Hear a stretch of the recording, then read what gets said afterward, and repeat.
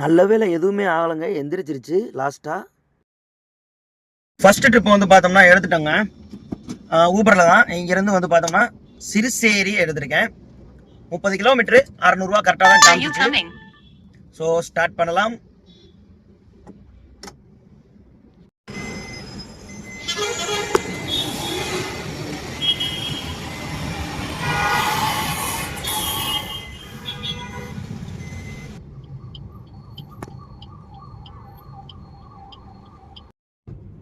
ஒரு வழியாக வந்து பார்த்தோம்னா அவங்களை பிக்கப் பண்ண ஏர்போர்ட் உள்ளேயே வந்து பார்த்தோம்னா என்ட்ரு ஆகிட்டோங்க. பிக்கப் பண்ணிட்டு போகிற வழியில் கஸ்டமர் சிகரெட் அடிக்கணும்னு சொன்னதால வண்டியை ஸ்டாப் பண்ணியிருந்தோம். இப்போ காமிச்ச வீடியோ நீங்கள் ரிட்டர்ன் போய் பாருங்கமே, அங்கே ஒரு லேடி வந்து சிகரெட் அடிச்சுட்டு உட்காந்துக்கிட்டு இருப்பாங்க. நல்லா பாருங்கள். வந்தாங்க வர்ற வழியில் வந்து பார்த்தீங்கன்னா ஒரு ஆக்சிடெண்ட்டுங்க, சரியான ஆக்சிடெண்ட். எப்பா என் கண்ணு முன்னாடி அங்கே யாருமே வண்டியை நிப்பாட்டலைங்க. அப்பா இதெல்லாம் ஊரான்ற மாதிரி தான் ஆகிப்போச்சு. ஒரு வழியா ட்ராப் பண்ணிட்டோங்க. அந்த வீடியோ பார்த்தீங்களா? எப்போ என் கண்ணு முன்னாடி நடக்குது. ஆனால் அவங்க டிரைவர் அந்த பைக் ஓட்டு வந்தவங்க மேலே எந்த தப்புமே இல்லை. மாடு குறுக்க போகுது, இப்படின்னு மண்டையை மட்டும்தான் ஆட்டுது. அந்த மண்டை இப்படி ஆட்டுது பார்த்தீங்களா? அந்த ஆட்டின கேப்பில் அடித்து தூக்குது பைக்கை அப்படியே. இப்போ 3 பேர் வந்தாங்க பைக்கில், அப்படியே சுற்றுறான் மாடு.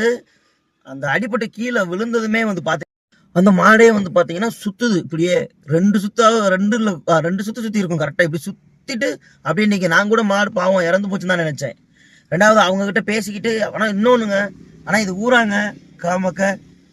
நான் முன்னாடி போகிறேன், என் பின்னாடி ஒரு 2 கேப் நிற்கிது, அதுக்கு பின்னாடி தண்ணி வண்டி இருக்குது, அதுக்கப்புறம் வரிசையாக பைக் அதுன்னு இருக்குது. நான் கஸ்டமர் என் முன்னாடி தான் இருக்காங்க. நானும் இறங்கி போய் அவங்ககிட்ட போய் பேசுகிறேன், தூக்கி விட போகிறேன். பின்னாடி வந்த கேப் டிரைவர் அது வாடுக்க போகுது, பைக்காரன் படுக்க போகிறான். லாரிக்கார் மட்டும் நின்னாரு, ஆனால் என்ன லாரியை விட்டு இறங்கி வரல. அங்கிட்டு இருந்து ஆப்போசிட் வர்ற வெஹிக்கிளும் அதுவும் டாக்ஸி தான். எல்லாரும் அப்படியே ஸ்டாப் ஆகி நிற்கிறாங்க, யாருமே இறங்காம. அப்புறம் ரெண்டாவது என்ன நடந்துச்சுன்னா, ரெண்டாவது என் ஃபோனை கொடுத்து அவன் கை ஃபுல்லாக ரத்தம், ஃபுல்லாக அதோட ஃபோனை யூஸ் பண்ணாங்க. இன்னும் வாட கூட போகலைங்க. அப்போ ரெண்டாவது பக்கத்தில் ஏரியாவில் உள்ளவங்க ஒரு 2 பேர் வந்துட்டாங்க. இன்னும் புல்லரிப்பு தாங்க முடியல சாமி.